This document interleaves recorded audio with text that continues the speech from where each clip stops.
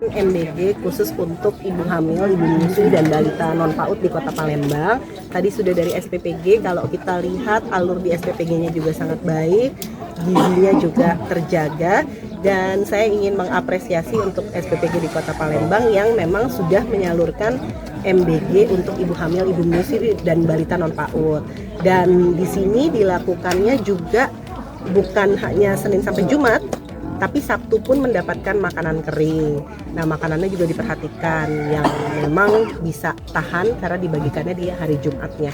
Yang jelas kita tadi sudah mengunjungi 2 sasaran, melihat langsung bagaimana 2 sasaran ini sudah mendapatkan MBG sejak sekitar bulan Agustus pada saat SPPG dibuka, dan mereka juga sangat mengapresiasi karena kalau kita lihat di yang pertama tadi memang anaknya sudah dua-duanya yang di bawah balita belum masuk PAUD sudah mendapatkan MBG.